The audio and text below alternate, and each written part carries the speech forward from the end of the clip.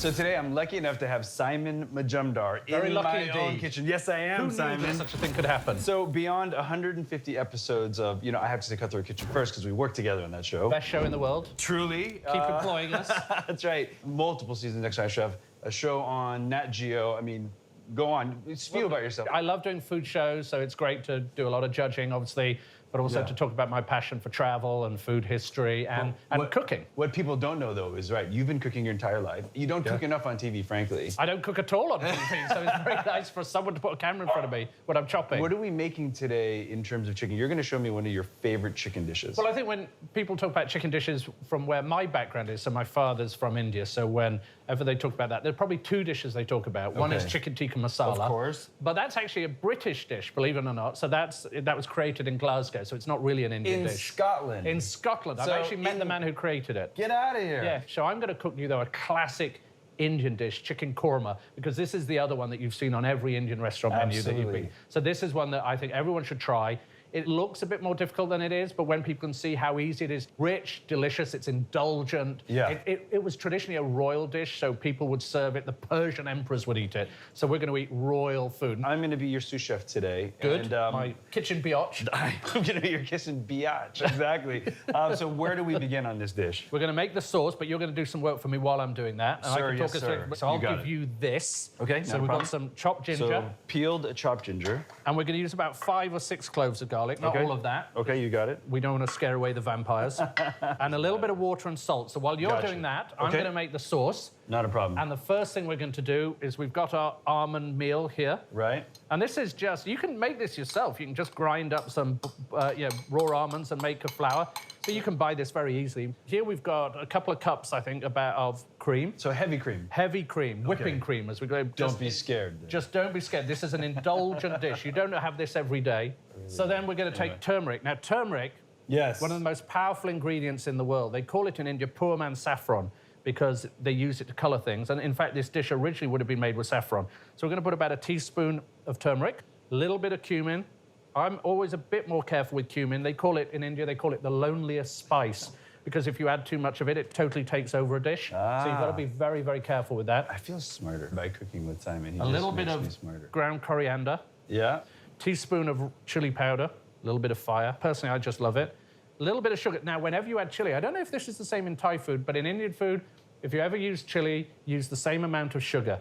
It's like balance. Yeah, we like do. Chinese yin and yang. We always want a little sweet with our spices. Pour in about a cup of boiling water. So it's a cup of cream, a cup of ground almonds, a cup of boiling water.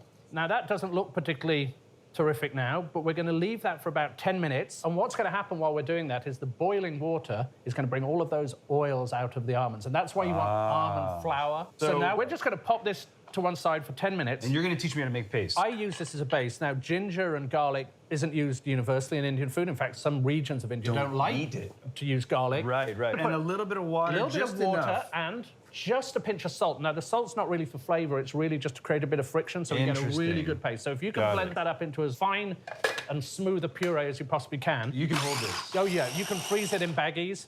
Oh, nice. I love these mini preps, by the way. I couldn't live without one. So how fine of a paste are we talking about? Let's have a look what we've got there. That looks perfect. Are you sure? That's absolutely perfect. Go a little more if you need. No, I think that'll be perfect. We can scrape that into a bowl. Okay, you got it. And we'll keep that, and you'll see we'll do that. I have a spoon here. Well, our sauce is already beginning to thicken up. So you're starting with vegetable oil. I would always use vegetable oil, never use olive oil, because it's far too powerful for this. You never use that. A lot of people, I'm sure you wouldn't use it in Thai cooking. Never use olive oil in...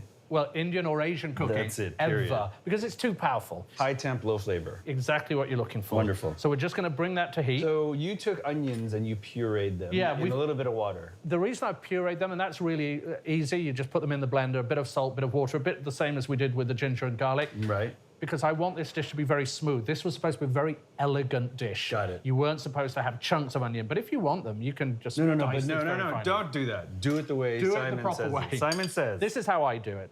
So we're just going to put in about a cup of onions there, and we're going to get those mixed up.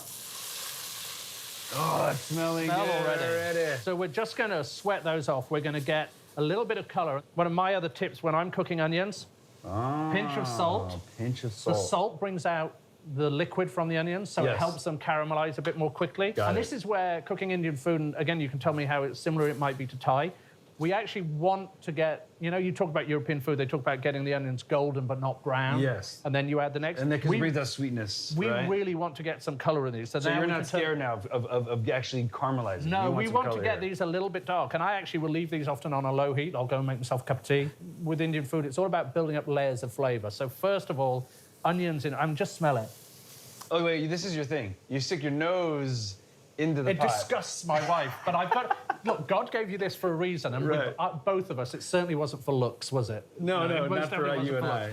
All right, so we're at about 3 to 5 minutes right now. The onions are kind of blonde, like a very light Get your head in there.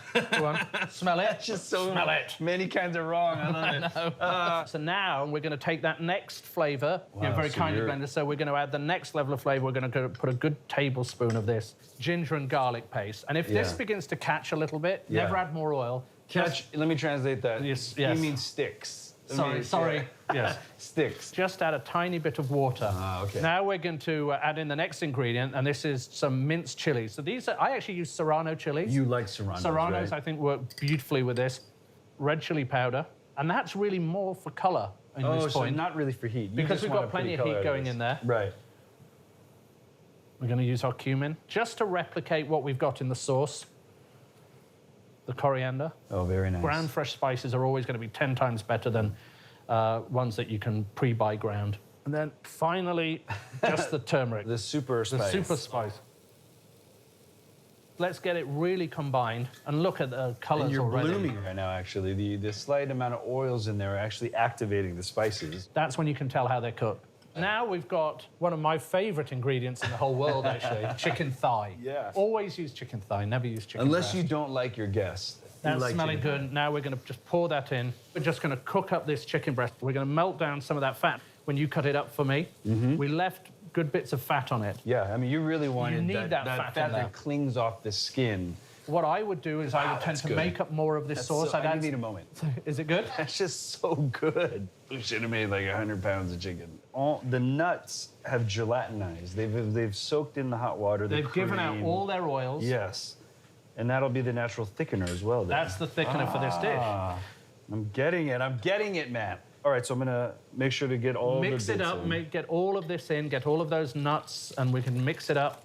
Okay, you want a lid or do you like it open? Because you want it open. You want it to reduce. We'll turn that heat up a tiny bit now. Your stove has grades on it for a reason, so use it. So you don't want everything to always be fiery. You don't want everything to be low. You can move it up and down. So that's literally a retraining deal for me, though. I'm trying to like not go. Well, I can get it done if I just reduce it faster. But to me, but again, that's restaurant style. So you're having to cook and get tickets out in 8 minutes. That's true. This is taking us 20 minutes, so we don't need to do that. You can already see it's beginning to thicken up a little bit as those oils come out and it heats up again. What I would do at home is I would actually stop. I'd turn it off. I'd put it to one side, leave it for an hour. And all those oils just thicken. And then when I'm ready to serve it, I just warm it through very, very gently and pour it over some rice. It's one of those dishes that tastes better over time. The next day, this is the one that everybody asks me to make double of so they can have some to take home. I got to tell you, Simon, today has been great because I actually got to cook with you. It's been a lot of fun, so thank you. Teach me how to eat this correctly. You've asked for some lemons. You've asked for some coriander. For some lemons. Well, we've got a little bit of coriander. One of the reasons, or cilantro leaf, one of the reasons I've got that is I want to show people that when you put something on a dish, garnish doesn't just mean ornament. Right. It's got to have a purpose, and the cilantro here has a definite purpose in the taste. It's fresh and it's clean and it's green, almost like putting parsley on a dish. You say it's not done until there's lemon on. It's got to be. Now, I would call it in India, we call it the ignition key. And so there's something very sexy, a few drops of lemon juice going on top, and it just wakes up all the flavor. And then we're going to eat it. Now, you could serve this with rice, but we've got it with some really good naan bread here. It's nice and hot. We're going to do it the Indian way. You're going to get some of the chicken, you're going to get some of the sauce, you're going to get some of the cilantro, you're going to get it all together in your hands, and you're going to tuck in. So essentially, we've made a mitt kind of with our naan bread. There is something about eating with your hands that I think makes food taste better, whether you're eating a hamburger or fried chicken or chips, fish and chips in Britain. And I'm going to double dip, so I don't care. Yeah. You just dip it into that sauce. Can you see the difference that lemon juice makes? It really cuts through and complements kind of that savory creaminess. It really adds another layer. And you can see what I was talking about when we were cooking, the layers of flavor. and they're not overpowered, so it's not, there's chilies in there, but it's not overpoweringly hot. You know, there's cream in there, but it's not overpoweringly rich. The chicken thigh has its own flavor and its juices. The little bit of fat we had left on the chicken just melts into that sauce. And it's, you can see the almonds have thickened it up, so you can see it's not jellified, but it's got that creamy consistency to it. I mean, this is absolutely one of the favorite dishes I ever make for anybody. So I hope you enjoyed it. It's a perfect dish. And Simon, I got to say thank you. You're just as good a cook as you are in authority. I mean, this has been a phenomenal day. That means a great deal to me, so thank you.